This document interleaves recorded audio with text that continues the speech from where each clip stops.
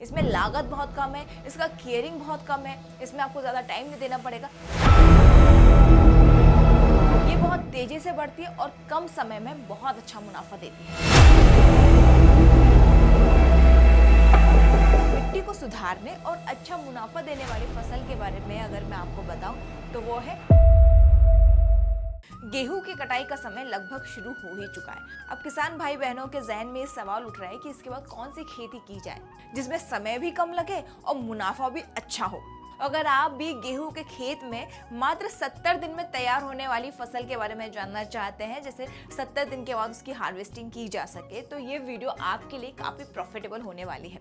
तो इस वीडियो में आपको 7 उन चुनिंदा खेती के बारे में बताऊंगी जिसे आप जल्दी समय में शुरू करके अच्छा खासा मुनाफा कमा सकते हैं।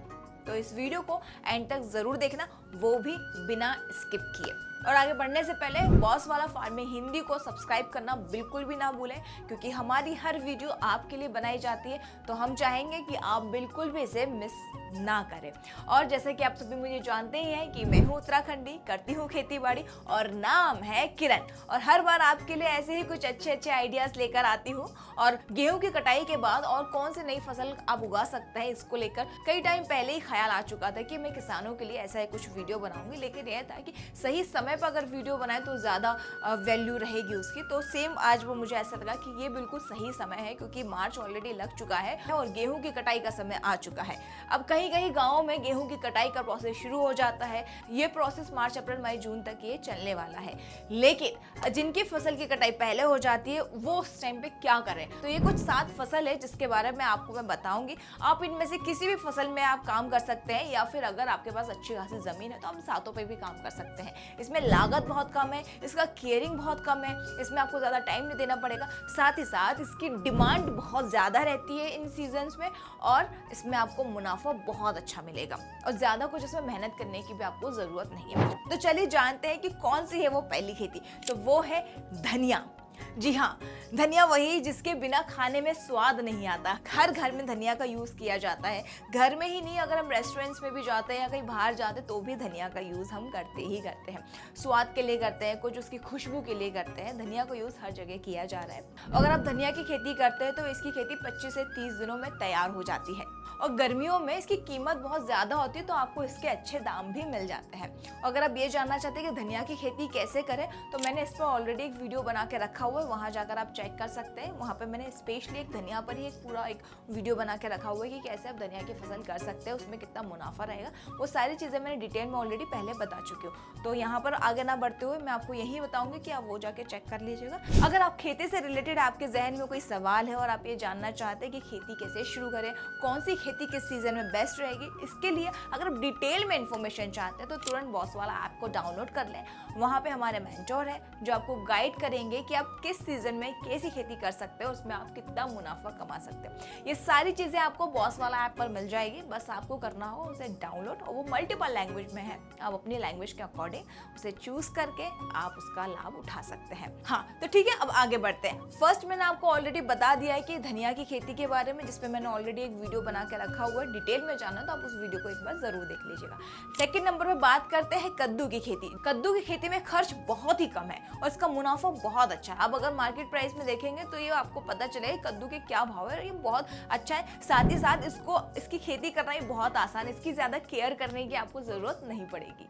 इसके बाद तीसरे नंबर पर हम बात करेंगे लौकी की फसल की। लौकी जो गर्मियों में सुपर हिट फसल है। इसका हम रायता भी बनाते हैं, इसका हम हलवा भी बनाते हैं, इसकी हम सब्जी भी बनाते हैं, इसके हम कोफ्ते भी बनाते हैं। इसमें कई सारी चीजें जिसका आप यूज कर सकते हैं। साथ ही साथ इसको मीठा, नमकीन और तीखा हर जगह पर आप इसका यूज कर सकते हैं, और हेल्थ के लिए भी ये बहुत अच्छा है। लौकी की फसल जनवरी फरवरी में लगाई गई फसल से ये ज्यादा अच्छी होगी, और इसके आपको बाजार में अच्छे रेट भी मिल जाएंगे। और फोर्थ नंबर पे बात करते हैं टिंडे की, जो है सबसे महंगी सब्जी और सबसे हेल्दी भी। अगर आप इस समय टिंडा लगाते हैं तो इसकी कीमत 50 रुपए किलो से लेकर 80 रुपए किलो तक ये पहुंच जाता है। अब 5वें नंबर पर बात करेंगे करेला, गिलकी और तोरई की। इसके जो पौधे होते हैं वो बेल के होते हैं, यहाँ पे बेल लगी होती है, कुछ अलग से पेड़ जैसा नहीं लगाया जाता।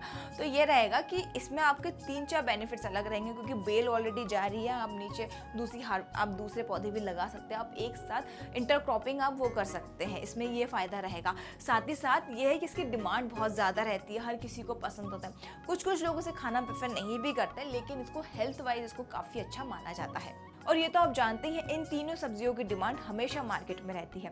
तो अगर आप इसकी फसल करते हैं तो इसमें नुकसान होने के चांसेस बहुत कम है, इसमें आपका फायदा ही फायदा है। अब छठे नंबर पर हम बात करेंगे भिंडी की।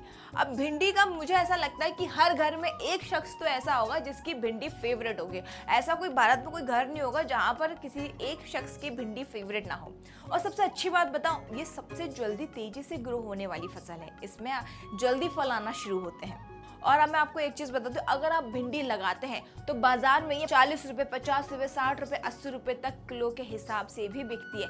बट जगह जगह पे डिपेंड करता है, अगर आप गांव साइड में हैं जहाँ पे ताजी भिंडियाँ मिल रही है तो वहाँ पे उसकी प्राइस कम हो जाती है, लेकिन आप शहरों में बेचते हैं तो वो 80 रुपए, 100 रुपए किलो के हिसाब तक भी भिंडियाँ बिकती है। तो इसकी डिमांड भी बहुत है, क्योंकि हर घर में किसी एक की फेवरेट होने वाली सब्जी है। ये बहुत तेजी से बढ़ती है और कम समय में बहुत अच्छा मुनाफा देती है। अब 7वें नंबर पर हम बात करेंगे मूंग की और उड़द की। मूंग और उड़द दालें मिट्टी की उर्वरकता को बढ़ाने का काम करती हैं। इनकी खेती से कम लागत में अच्छा मुनाफा कमाया जा सकता है। मूंग और उड़द की फसलें 60 से 70 दिन में बनकर तैयार हो जाती हैं और बाजार में इनकी मांग 50 रुपए से लेकर 120, 130, 140 के हिसाब तक इनकी डिमांड जाती है, डिपेंड ऑन दी क्वालिटी। अब चलो मैं इसके फायदे भी बता देती हूँ कि अगर आप इसकी फसल लगाते हो तो इसके फायदे क्या हैं। इससे नाइट्रोजन फिक्सिंग से मिट्टी में उर्वरकता बनी रहती है और कम लागत में ये अच्छा रिटर्न देती है। अब मैंने आपको इन 7 फसलों के बारे में तो बता दिया, पर अब ये कैसे करना है, चलो एक बार हम इस पे भी नजर डाल देते हैं। अगर आप गेहूं की कटाई के बाद अपने खेत में तेजी से मुनाफा वाली फसलें लगाना चाहते हैं तो ये 7 ऑप्शन आपके लिए बेस्ट रहने वाले हैं। जल्दी तैयार होने वाली फसलों में मैंने आपको जैसे बताए थे शुरुआत में ही, धनिया, भिंडी और टिंडे। तो गर्मियों में महंगी बिकने वाली सब्जियों के बारे में बताऊं तो वो है लौकी, कद्दू और करेला। मिट्टी को सुधारने और अच्छा मुनाफा देने वाली फसल के बारे में अगर मैं आपको बताऊं तो वो है मूंग और उड़द। तो अब आपको अपनी ज़रूरत और बाजार की डिमांड को देखते हुए आपको अपनी फसल का चुनाव करना है। ये 7 फसलों के बारे में मैंने आपको बता दिया है कि किसमें कैसा आपको प्रॉफिट मिलेगा, कौन जल्दी उगेंगे और कौन सी आपकी मिट्टी के लिए फ़ायदेमंद रहेगी। ये सारी चीज़ें मैंने आपको इस वीडियो में कवर कर ली है। अब ये सब आप पर निर्भर करता है कि आप कौन सी फसल चुनते हैं और कौन सी फसल आप अपने खेत में लगाते हैं। और हाँ, जाते जाते मैं आपको ये बताऊंगी, अगर आप किसी और टॉपिक पर जानना चाहते हैं कि किस सीजन में कौन सी खेती अच्छी रहेगी, कौन सी फसल अच्छी रहेगी, तो कमेंट बॉक्स में कमेंट कर आप मुझसे पूछ सकते हैं। मैं आपके लिए वीडियो शॉर्ट्स जरूर बना दूंगी, जैसे कि मैंने इन 7 टॉपिक्स के बारे में बताया है, जिसमें मैं ऑलरेडी धनिया के बारे में कवर कर चुकी हूँ।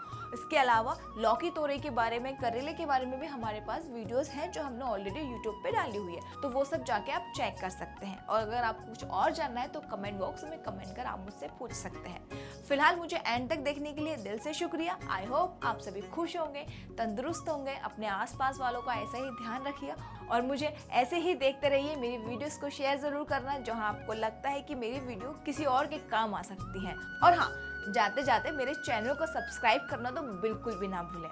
Thank you so much. जय भारत, जय किसान। बॉस वाला, बी द बॉस।